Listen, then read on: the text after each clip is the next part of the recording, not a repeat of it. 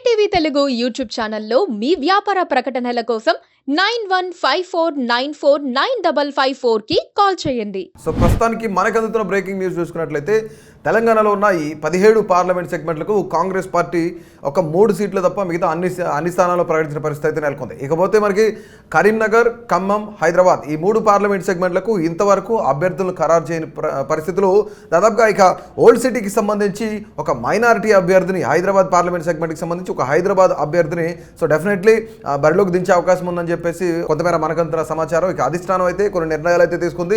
So ఇక ఇదే తరుణంలో ఈ 3 పార్లమెంట్ సెగ్మెంట్ల మీద ఒక చిన్న క్లారిటీ అయితే వచ్చింది. మనకందిన ప్రాథమిక సమాచారం ప్రకారం, మనకందిన కొన్ని విశ్వసనీయ వర్గాల సమాచారం ప్రకారం దాదాపుగా హైదరాబాద్కి సంబంధించి ఒక మైనారిటీ అభ్యర్థిని అక్కడ ఖరారు చేసే అవకాశం కనిపిస్తూ ఉంది. ఇకపోతే కరీంనగర్కి సంబంధించి బండి సంజయ్, బీజేపీ వైపు నుంచి బండి సంజయ్ చాలా బలమైన అభ్యర్థిగా అక్కడ ఉన్నారు. సో దానికి సంబంధించి బండి సంజయ్కి చెక్ పెట్టే విధంగా కూడాను కాంగ్రెస్ ఒక ప్లాన్ ప్రకారం చేస్తూ ఉందని చెప్పేసి మనకందిన ప్రాథమిక సమాచారం. ఒక ఎట్టకేలకు ఇక బండి సంజయ్కి ధీటుగా ఎవరైనా అభ్యర్థి ఉన్నారు అంటే అది బీసీ క్యాండిడేట్ అయితేనే మంచిది. ఎందుకంటే బండి సంజయ్ కూడాను బీసీ సామాజిక వర్గానికి చెందిన వ్యక్తి, దట్టు కొంత బీజేపీకి సంబంధించి బలమైన నేతగా ఉన్నారు కాబట్టి సో అక్కడి నుంచి బీసీ సామాజిక వర్గ అభ్యర్థిని ఖరారు చేయాలని కూడా అధిష్టానం నిర్ణయం తీసుకున్నట్లు కూడా మనకు అందుతున్న ప్రాథమిక సమాచారం.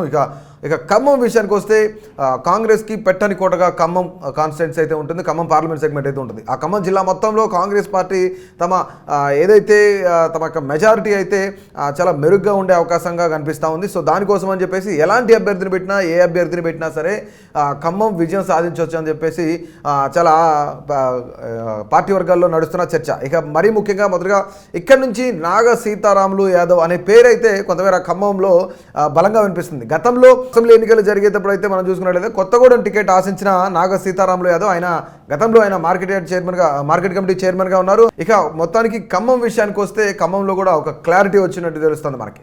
ఇక ఖమ్మం విషయంలో దాదాపుగా ఒక బీసీ అభ్యర్థికే టికెట్ కేటాయించాలని చెప్పేసి మరీ ముఖ్యంగా అక్కడ ఒక పేరు వినిపిస్తుంది. గతంలో ఎవరైతే కొత్తగూడెం టికెట్ ఆశించి భంగపడ్డారో పార్టీకి కొంతమేర విధేయత వహించే కొత్తగూడెం టికెట్ విషయంలో పక్క తప్పుకున్న వ్యక్తి నాగ సీతారాములు యాదవ్. ఆయన గతంలో మార్కెట్ కమిటీ చైర్మన్గా కూడా వర్క్ చేశారు. అట్లాగే ప్రభుత్వ ఉద్యోగం చేసిన వ్యక్తి కూడా ఆయన ఖమ్మంలో నుంచి. సో దానికి సంబంధించి దాదాపుగా ఇప్పుడు పొత్తులో భాగంగా ఆ యొక్క కొత్తగూడెం టికెట్ కొంచెం దక్కకపోవడంతో ఆయన అసంతృప్తి చెందకుండా దాదాపుగా పార్టీకి కొంతమేర విధేయతగా ఉన్నాడని చెప్పేసి మనకంతున్న ప్రాథమిక సమాచారం. సో దీని నిమిత్తమే ఎట్లాగైతే ఇంట్లో ఒకరికి మాత్రమే టికెట్లు కేటాయించాలి కాబట్టి సో ఇక ఇదే తరుణంలో పొంగులేటి శ్రీనివాసరెడ్డి తమ్ముడిని కొంతమేర పార్టీ అధిష్టానం పక్కన పెట్టే యోచనలో ఉంది. ఎటకేలకు కాకపోతే పొంగులేటి శ్రీనివాసరెడ్డి మాత్రం టికెట్ కంపల్సరీగా తమ్ముడికి కావాలని చూస్తున్నారు. మరొక వైపు నుంచి రేణుకా చౌదరి కూడా ఇస్తే బీసీ అభ్యర్థికి, లేదంటే ఓసీ సామాజిక వర్గంలో కమ్మ సామాజిక వర్గం వ్యక్తికి ఇస్తే బాగుంటుందని చెప్పేసి ఆవిడ కూడా అధిష్టానానికి ఇప్పటికే తెలిపిన పరిస్థితి అయితే నెలకొంది. ఇక ఖమ్మం జిల్లాలో కొంతమేర బీసీలు కూడా బలంగా ఉన్న సామాజిక వర్గం కాబట్టి సో డెఫినెట్లీ నాగ సీతారాములు యాదవ్కి టికెట్ కేటాయించే పరిస్థితి అయితే నెలకొందని చెప్పేసి కొంతమేర మనకంతున్న సమాచారం ఇక్కడ. సో దాదాపుగా అంటే అసెంబ్లీ ఎన్నికలప్పుడు కొంతమేర పార్టీకి విధేయుడిగా ఉన్నాడు కాబట్టి ఇక ఆయనకి ఛాన్స్ ఇస్తారని చెప్పేసి కొంతమేర రాజకీయ వర్గాల్లో, కొంతమేర రాజకీయ విశ్లేషకుల్లో చర్చ జరుగుతూ ఉంది. ఇక నాగ సీతారాములు యాదవ్కి సంబంధించి దాదాపుగా ఆయన మార్కెట్ కమిటీ చైర్మన్గా ఉన్నాడు. కొంతమేర మొదటి నుంచి కూడాను పార్టీకి విధేయుడిగా ఉన్న వ్యక్తి కాబట్టి సో డెఫినెట్లీ ఒక బీసీ క్యాండిడేట్ అయితే కనుక డెఫినెట్లీ ఆయనకి నాగ సీతారాములు యాదవ్కి టికెట్ వచ్చే అవకాశం కూడా చాలా క్లియర్గా కనిపిస్తుంది. ఎట్టకేలకు ఖమ్మానికి సంబంధించి బీజేపీ ఇప్పుడే ఒక చదువుకున్న వ్యక్తిని, ఒక బిజినెస్ మ్యాన్ని కొంతమేర అక్కడ అపాయింట్ చేసిన పరిస్థితి అయితే నెలకొంది. ఇక ఖమ్మంలో దాదాపుగా బీజేపీ కూడా మంచి ఓట్ బ్యాంక్ సాధించే అవకాశం ఉన్న తరుణంలో అలాంటి వ్యక్తిని, ఒక మంచి వ్యక్తిని, ధీటైన వ్యక్తిని కూడా అక్కడ నిలబెట్టాలని చెప్పేసి కాంగ్రెస్ పార్టీ అధిష్టానం కూడా భావిస్తున్న పరిస్థితిలో ఇక కాంగ్రెస్ పార్టీ ఎట్టకేలకు ఇక ఎవరైతే గతంలో టికెట్ ఆశించి భంగపడ్డారో టికెట్లు రాని వాళ్ళ వైపు చూస్తూ ఉన్నారు. ముఖ్యంగా ఎలాంటి వ్యక్తుల్లో చూస్తే కనుక సీతారాములు యాదవ్ అయితే మొదట ఉంటాడని చెప్పేసి మనకు అందుతున్న సమాచారం. ఇక ఏది ఏమైనా సరే ఒక పక్క నుంచి కరీంనగర్, మరొక పక్క నుంచి హైదరాబాద్, ఇక ఖమ్మం చూసుకున్నట్లయితే ఈ 3 పార్లమెంట్ సెగ్మెంట్లలో ఒకటి మైనారిటీకి ఇచ్చిన, మిగతా రెండిట్లో కనీసం ఒకటి బీసీ అభ్యర్థి కేటాయిస్తారని చెప్పేసి ఒక అంచనాకైతే వచ్చింది.